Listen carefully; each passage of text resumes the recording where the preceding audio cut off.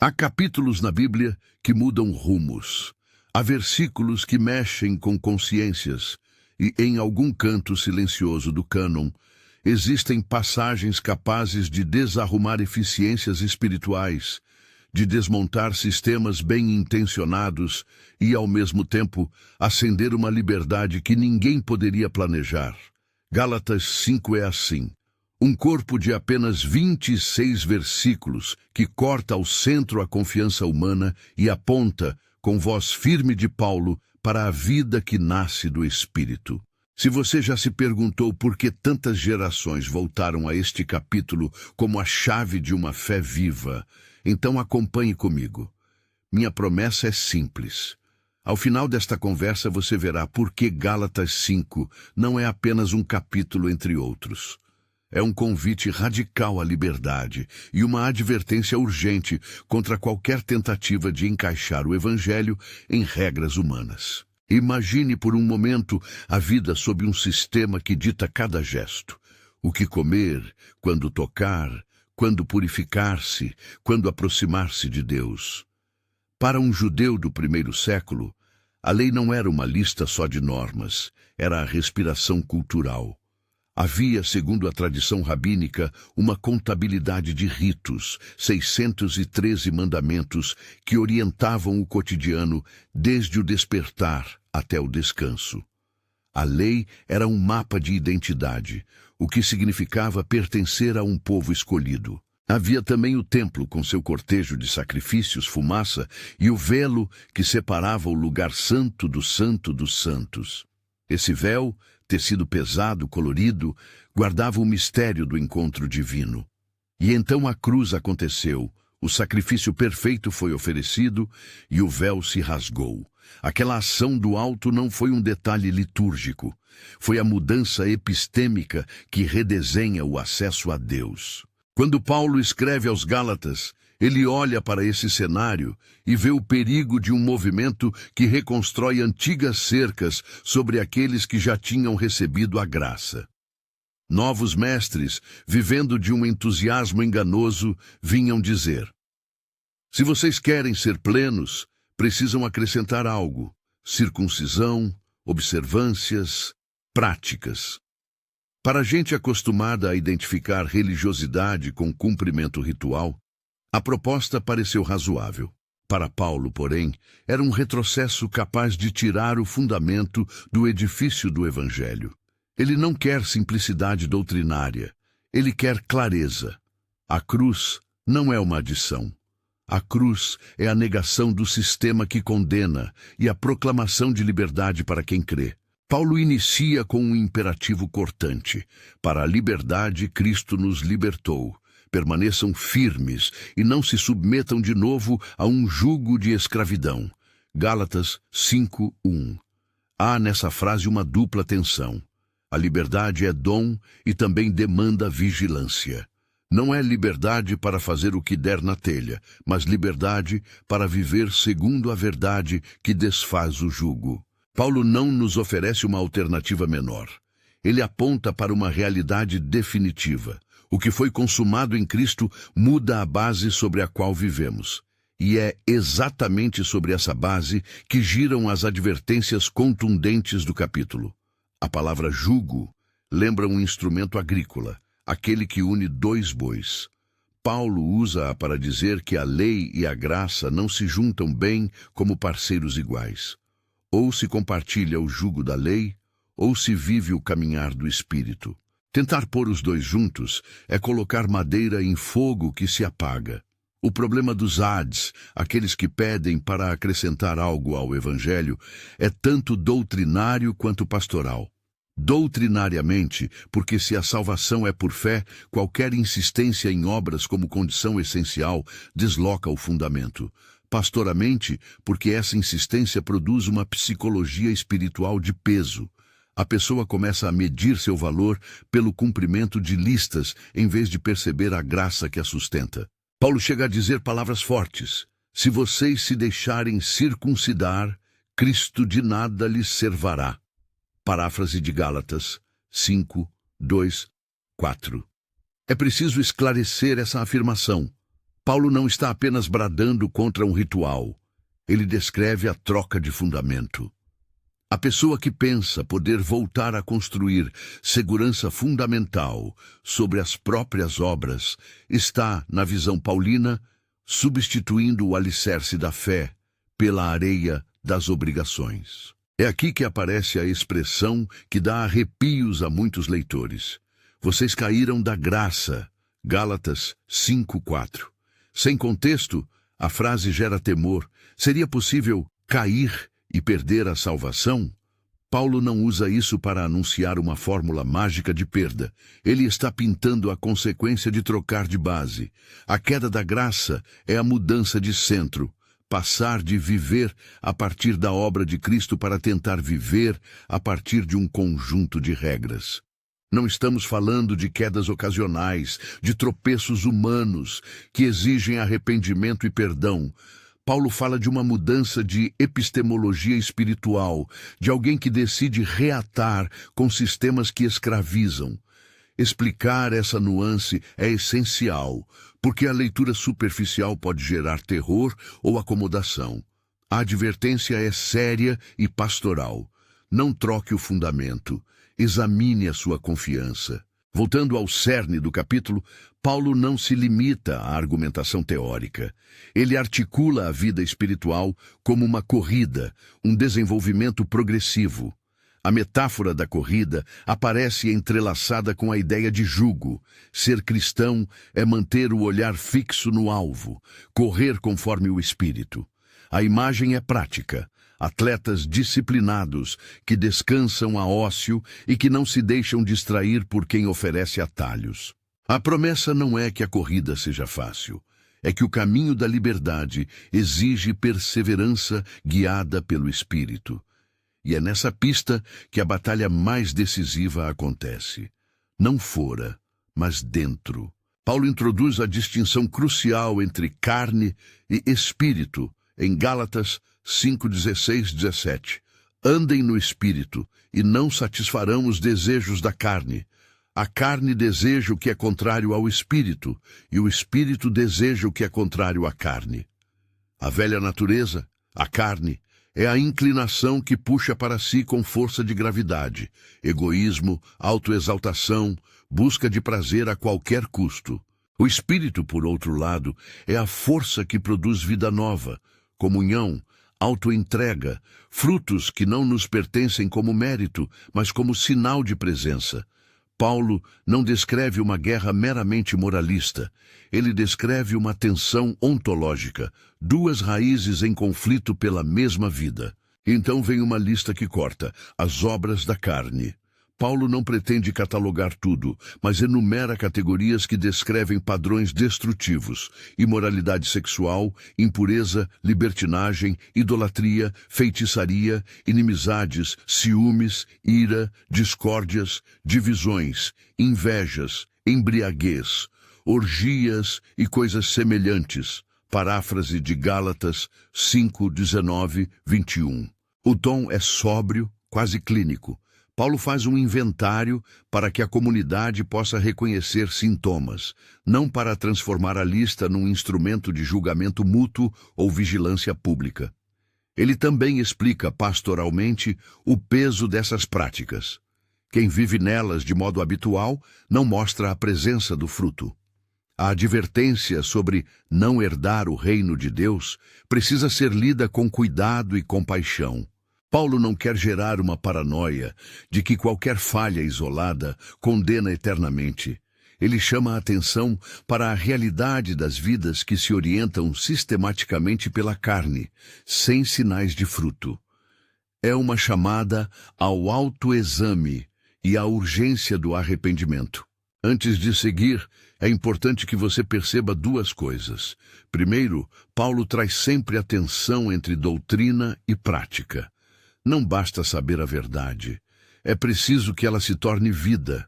Segundo, as imagens que ele usa, véu rasgado, jugo, corrida, fermento, fruto, não são meras figuras de retórica, são indicadores de como a teologia se traduz em experiência.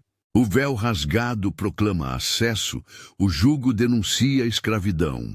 A corrida convoca perseverança, o fermento alerta sobre a corrosão silenciosa, o fruto evidencia vida. Se você já sentiu o peso de regras que engolem alegria, talvez esteja diante de fermentos modernos, ideias pequenas que alteram o sabor do pão de toda uma comunidade. E o que dizer do fermento? Em outro momento da carta, Paulo fala do fermento como algo que contamina toda a massa com apenas uma pequena quantidade. A metáfora é perturbadora porque nos mostra como erros teológicos sutis podem se espalhar silenciosamente, transformando práticas e moldando consciências. Hoje, o fermento pode aparecer como uma ênfase dissimulada em desempenho espiritual, como uma teologia que troca o fundamento pela aparência, ou mesmo como pressões sociais dentro de comunidades religiosas. O perigo não está apenas nas grandes heresias. Muitas vezes, uma meia-verdade mal combinada é suficiente para perverter a mesa onde se comem as alianças da graça. Mas vamos voltar ao solo textual. No coração do capítulo, Paulo propõe aquilo que dá sentido à vida cristã pós-cruz. A fé que atua pelo amor. Gálatas 5:6. Não é uma fé desligada de obras. Antes, é uma fé que não se apoia em obras como base. A fé cristã autêntica se expressa em amor. A lei, segundo Paulo, encontra sua síntese no mandamento de amar o próximo como a si mesmo. Gálatas 5:14. Observe a sutileza. A lei não é abolida em sua função ética. Ela é cumprida quando a fé produz amor. O amor passa a ser o critério e a dinamização da vida cristã. E aqui entra uma mudança de parâmetro crucial. Não é o cumprimento mecânico que valida a fé, mas a transformação de um coração que, pela presença do Espírito, passa a amar. Quando digo transformação de coração, não estou prometendo que tudo muda instantaneamente. A vida no Espírito não é uma performance perfeita. É, antes, um movimento de crescimento. Paulo insiste nisso ao chamar a comunidade a andar no Espírito. Gálatas 5:16. Termo que sugere ritmo de passo. Andar implica hábitos, companhias, direção e atenção. Não se anda no Espírito isoladamente. É preciso permanecer em Cristo, cultivar disciplinas que abrem espaço para o Espírito agir. Leitura da Escritura, oração que escuta mais do que impõe, comunidade que pratica restauração com mansidão. Andar no Espírito é escolher diariamente o ritmo que ele impõe, nem correndo para a frente com autoconfiança, nem ficando para trás preso a velhas certezas. Para ilustrar, permita-me uma história curta e verdadeira ao tipo humano, não a uma pessoa real que eu conheça. Imagine uma mulher chamada Laura. Ela cresceu em ambiente onde ser religiosa significava seguir um manual de comportamentos. Ao ouvir o Evangelho, sentiu um alívio profundo. A graça lhe devolveu esperança. Mas com o tempo, pressionada por grupos e por antigos formatos, ela começou a achar que precisava demonstrar que estava bem. Mais oração, mais aparente disciplina espiritual. Quando surgiram dificuldades emocionais, a resposta foi o trabalho interior incessante. Será que estou realmente transformada? Aos poucos, Laura começou a medir sua espiritualidade pelas aparências. A liberdade foi substituída por um novo jugo. No cotidiano, a antiga vida reaparecia em atitudes de julgamento, irritação e ansiedade. O que salvou Laura não foi apenas um novo esforço, mas o encontro com irmãos que lhe apontaram a graça novamente e a paciência do Espírito que, por meio de pequenas vitórias, um ato de misericórdia, uma confissão honesta, uma amizade restauradora, foi produzindo fruto.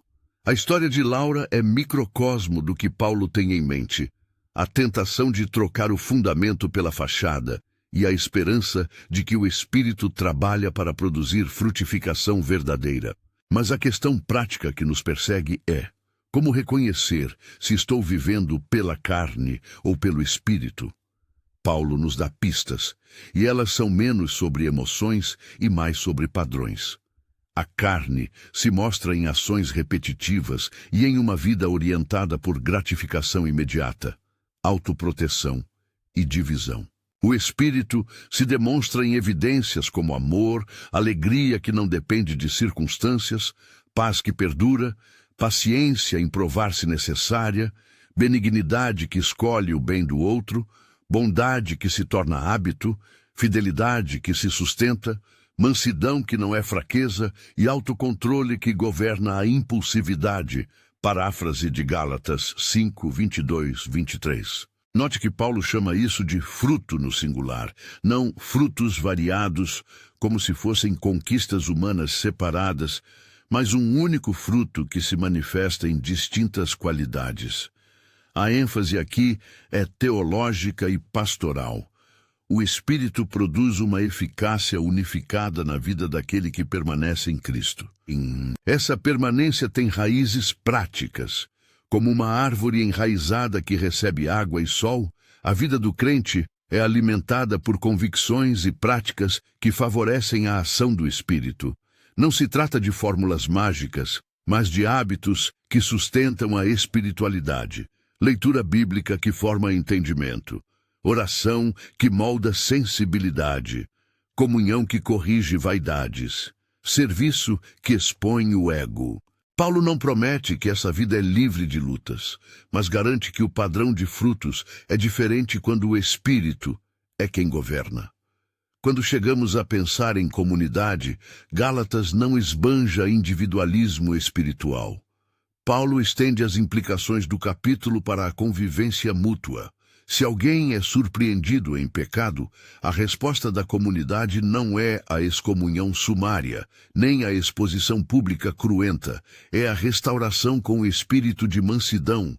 Gálatas 6:1. Esse termo, mansidão, traduz a arte de corrigir sem esmagar, de buscar recuperação em vez de condenação. É a forma prática do amor. A comunidade é chamada a carregar os fardos uns dos outros. Gálatas 6:2, enquanto cada um deve levar sua própria carga. Gálatas 6:5. A distinção é fina. Fardos são crises que entram em nossa vida e que o corpo cristão ajuda a suportar. Cargas são responsabilidades que cada um deve assumir. A tensão aqui é entre solidariedade e responsabilidade pessoal. Paulo não inverte essas categorias. Ele as ordena para que o cuidado não se transforme em indulgência, nem a responsabilidade em abandono. Voltando ao capítulo 5 em si, não se pode ignorar a dimensão preventiva da carta.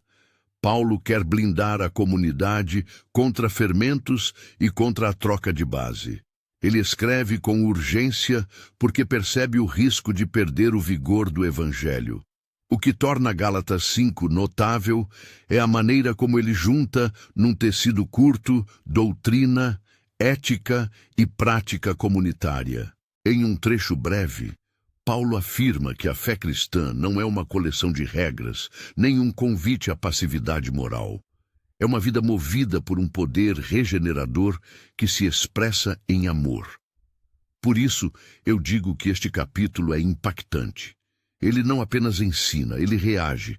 Ele confronta a tentação humana de buscar segurança em obras e propõe, em seu lugar, um viver que é evidência da graça e não meramente cumprimento. Você pode estar pensando, tudo isso soa belo, mas é prático? É a pergunta que muitos fazem quando confrontam o ensino teológico. A resposta de Paulo é sim, mas com uma conversão de perspectiva. A prática não é um esforço para merecer, é a manifestação de uma vida que recebeu algo mais profundo.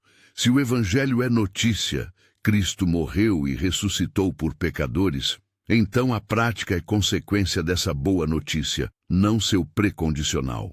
Isso muda a forma de lidar com falhas, com recaídas, com responsabilidade.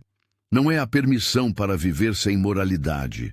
É o convite a confiar que a ética cristã nasce do relacionamento com Cristo e não do desempenho.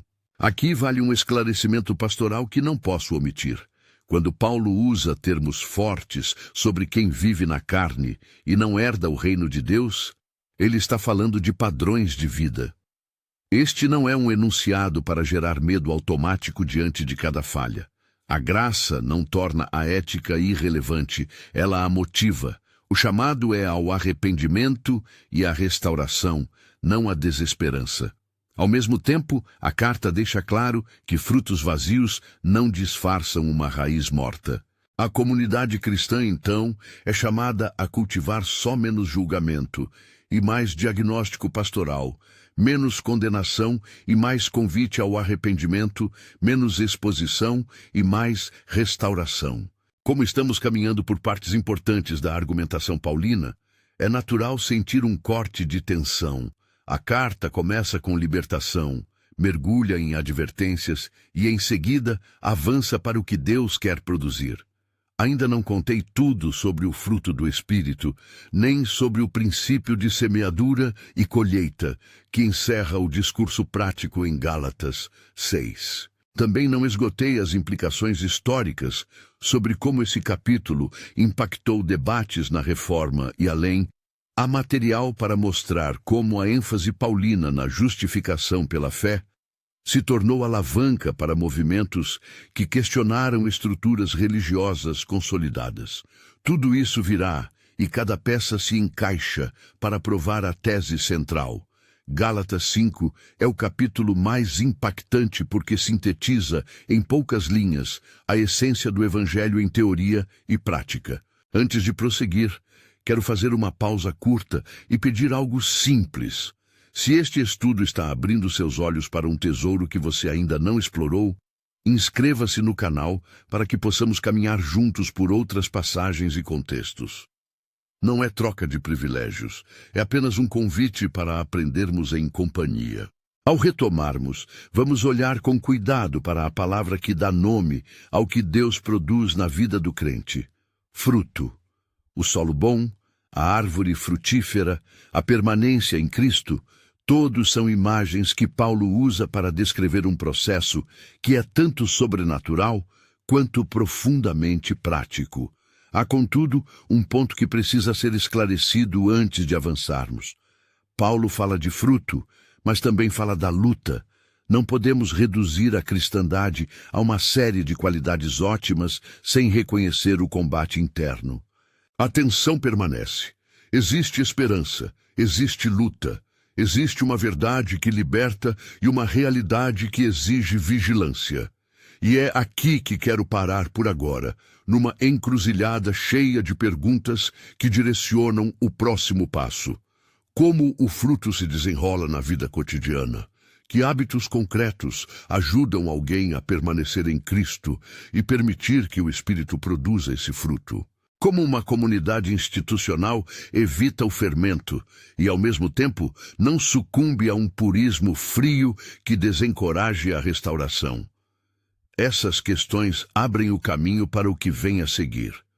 Um exame detalhado do fruto do Espírito, das práticas que sustentam a permanência e das aplicações comunitárias que tornam o Evangelho visível no mundo. O próximo passo é explorar com calma e detalhe o que Paulo quer dizer quando usa a palavra fruto e como esse fruto nasce em uma vida concreta.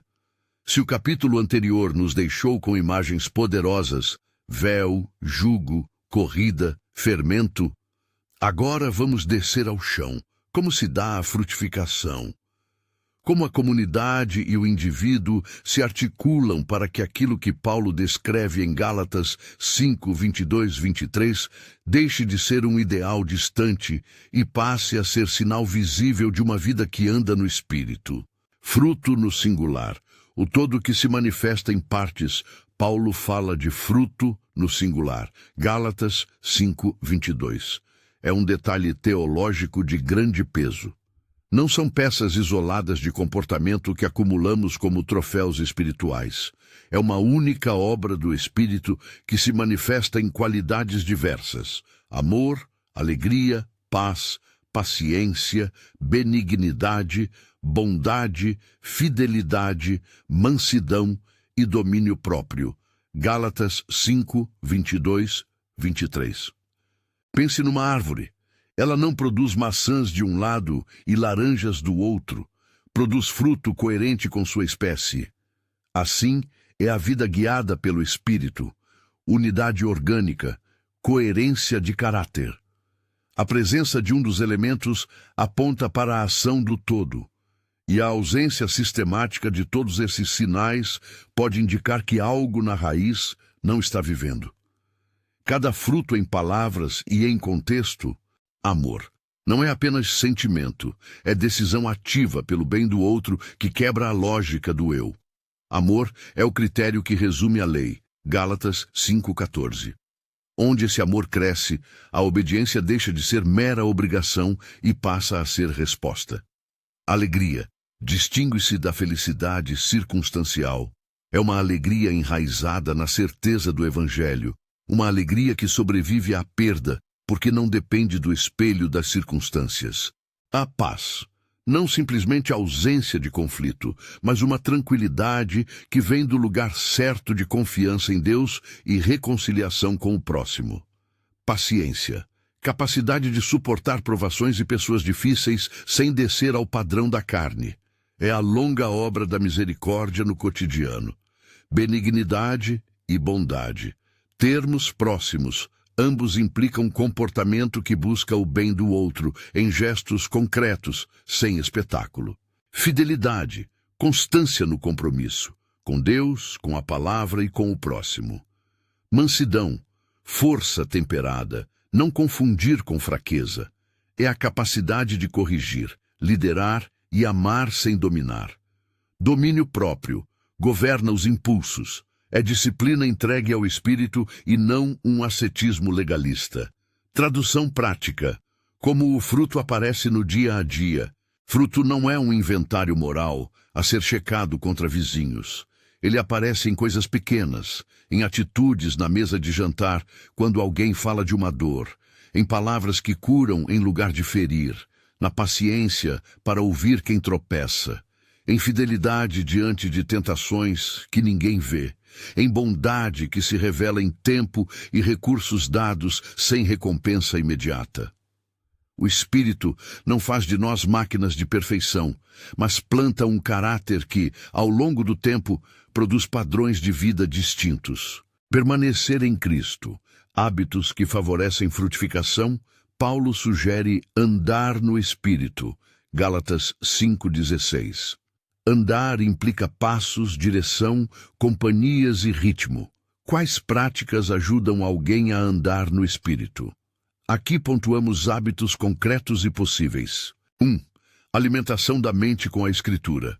Ler não por obrigação, mas em busca de encontro.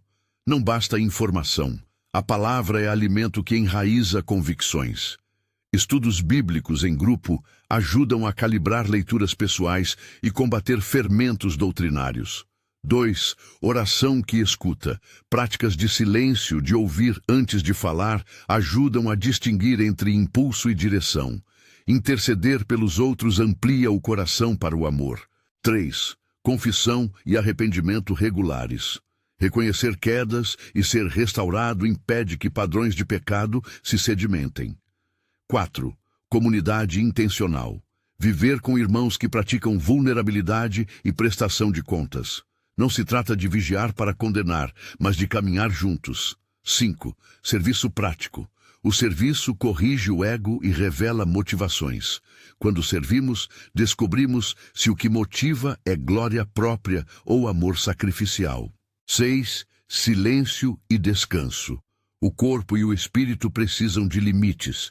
O dom do descanso protege contra a performance religiosa. 7. Práticas de justiça e misericórdia. A vida do Espírito se revela em ações concretas, alimentar desabrigados, ouvir um vizinho aflito, praticar generosidade. Esses hábitos não são fórmulas mágicas, são ambientes que favorecem a atuação do Espírito. Como o agricultor que rega uma vinha, nossas práticas não produzem o fruto sozinhas, mas criam o contexto para que a videira viva. Atenção real. Luta sem desespero. Paulo não prometeu uma vida sem luta. Ele descreve conflito quando fala que a carne deseja o que é contrário ao espírito. Gálatas 5:17. Essa descrição nos protege de dois extremos perigosos: o perfeccionismo que gera culpa imobilizante e o permissivismo que pacifica a consciência. A perspectiva paulina é realista. Há combate, há perda de ritmo, há recaídas, mas há também diagnóstico e tratamento pastoral, arrependimento, restauração, prática e perseverança. Não se trata de provar que somos melhores, e sim de viver na direção do crescimento. Restauração comunitária, mansidão, responsabilidade e limites. Gálatas 6 desenvolve a aplicação comunitária do capítulo 5. Paulo orienta: se alguém for surpreendido em alguma falta, vocês, que são espirituais, devem restaurá-lo com espírito de mansidão. Paráfrase de Gálatas 6:1. Mansidão traduz aí um poder que não humilha. É a técnica pastoral de consertar sem arruinar. Como fazer isso na prática? Antes de tudo, avaliar com cuidado, suspeitar menos, ouvir mais. Muitos pequenos julgamentos vêm de avaliações superficiais. Proteger a pessoa restabelecida. Restauração não é exposição pública para encher a assembleia. É processo privado que busca recuperação. Oferecer recursos práticos, aconselhamento, suporte material, acompanhamento espiritual. Suportar fardos pode significar ajudar com custos, tempo ou disponibilidade. Estabelecer limites claros. Restaurar não é permitir que alguém continue numa prática destrutiva. Às vezes, a bênção requer disciplina que protege a comunidade. Encorajar responsabilidade pessoal. Paulo distingue carregar fardos, serviço do corpo, e levar a própria carga, responsabilidade pessoal, Gálatas 6, 2 e 5. A comunidade ajuda com crises. Cada um responde por seu modo de vida. Fardos e cargas. Entender a diferença. Voltemos à metáfora. Fardos são coisas pesadas que às vezes nos caem nas costas. Luto, perda de emprego, doença. Nesse ponto, a igreja é hospital de campanha. Cargas são rotas que assumimos, nossos compromissos, nossas escolhas, nossos chamados. A igreja ajuda a carregar fardos. Ela não assume a cargo de vida que o indivíduo precisa plantar e colher. Confundir os dois cria código de dependência ou indulgência. Paulo quer que a comunidade seja um lugar de ajuda sem promover infantilização. A prevenção comunitária contra fermentos. Como evitar que pequenas heresias e práticas tóxicas se espalhem? O fermento se propaga quando verdades são meio ditas e práticas são meio implementadas. Algumas medidas preventivas. Ensino bíblico consistente e claro, que sempre centraliza o Evangelho. Processos de discipulado que moldem caráter, não apenas conhecimento. Espaços para dúvida madura, não para denunciologia ou espetáculo. Liderança que modele mansidão e fidelidade, não poder de exibição. Cultura de restauração, em que erro não é cartaz de vergonha, mas chamada a cura. A semeadura e a colheita, consequência de escolhas. Gálatas 6, 7, 9, traz uma lei espiritual.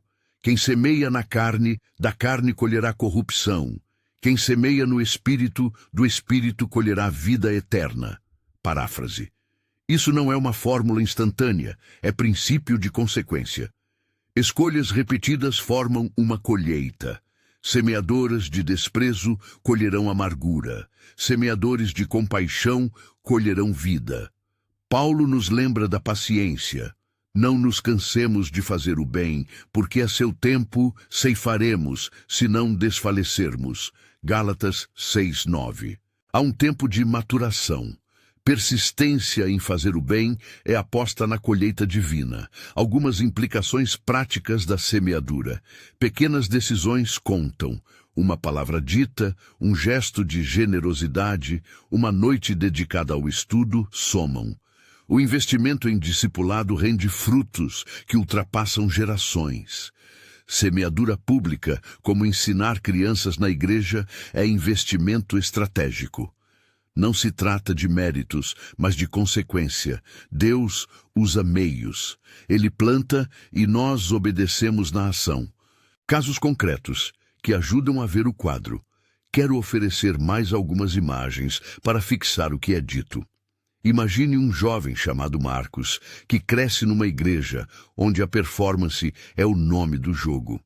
Marcos aprende a orar decorado, a postar testemunhos prontos, a medir sua aceitação por curtidas. Por dentro sente vazio. Se ele não encontra um lugar onde se fale abertamente de dúvidas e onde se pratique a fragilidade, Marcos acabará convertendo sua fé em espetáculo, e o fruto será aparência sem raiz. Agora pense em uma comunidade que celebra recaídas como chamadas à restauração, que oferece acompanhamento prático, que disciplina com amor. Nessa comunidade, Marcos aprende que frutificação é um processo lento e que o espírito, não o aplauso, é o agricultor. A diferença entre essas realidades se traduz em vidas com paz e vidas marcadas pela ansiedade religiosa. Impacto histórico resumido, indefinido. Mesmo com cautela histórica, é útil notar que a ênfase de Paulo em justificação pela fé e a crítica ao legalismo que permeia Gálatas foram fundamentais para debates que surgiram mais tarde na história do cristianismo. Movimentos que defenderam a centralidade da graça, como os que impulsionaram a reforma, encontraram em Gálatas passagens que lhes ofereceram argumentos teológicos vigorosos. Dizer mais do que isso exigiria detalhamento histórico, que, por ora, classifico como contexto histórico resumido, indefinido. Por que Gálatas 5 é, afinal, o capítulo mais impactante? Vamos reunir aquilo que vimos em torno do título que nos trouxe aqui. O impacto singular de Gálatas 5 reside em sua capacidade de sintetizar, de forma concisa e poderosa, 4 dimensões que toda fé saudável precisa combinar. 1. Doutrina clara, justificação pela fé. Paulo derruba a ideia de que acrescentar obras validará o Evangelho. A cruz é fundamento. 2. Ética transformada. A lei não é anulada. É cumprida quando o amor domina. A ética cristã não é expressão de legalismo, mas fruto de uma fé vivida.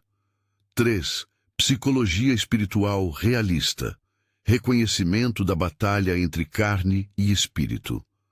Paulo não esconde a dificuldade humana. Ele diagnostica e oferece cura. 4. Prática comunitária. Regras de restauração, carregamento de fardos e responsabilidade mútua. A igreja não é mera plateia moral, é corpo que cura e sustenta. Em poucas linhas, Paulo entrega um completo manual de vida cristã que começa na cruz, continua com a ação do Espírito e se mostra em comunidades de amor. Essa integração, doutrina, experiência, ética e prática, faz de Gálatas 5 um capítulo curto, mas abrangente, ardente e prático. Exame pessoal, perguntas que ajudam à aplicação. Chegou o momento de prática. Mais do que emoção, a transformação que Paulo deseja exige exame sincero. Algumas perguntas que você pode usar como guia pessoal. Em que áreas estou confiando mais nas minhas práticas do que em Cristo? Quais são os fermentos sutis na minha vida ou na minha comunidade que alteram o sabor do Evangelho? Que hábitos preciso cultivar para andar no Espírito com mais consistência? Com quem posso compartilhar minha luta para receber restauração com mansidão? Que fardos preciso pedir ajuda para carregar e que cargas preciso assumir como responsabilidade pessoal? Passos práticos e possíveis para a semana. Para fechar a ponte entre entendimento e prática, seguem passos específicos que qualquer pessoa pode tentar na próxima semana. 1. Ler Gálatas 5:1-26 em voz alta em casa. Pedir a Deus ou refletir por sensibilidade ao Espírito sobre uma área específica. 2. Escolher uma qualidade do fruto, por exemplo, paciência, e fazer um experimento consciente. Diante da primeira irritação, praticar um silêncio que busca reconciliação. 3. Identificar um fermento na comunidade. ênfase em desempenho e conversar com um líder ou amigo de confiança sobre como lidar com isso com graça. 4. Entrar numa rotina curta de leitura bíblica diária, 10, 15 minutos, para alimentar a mente com o Evangelho.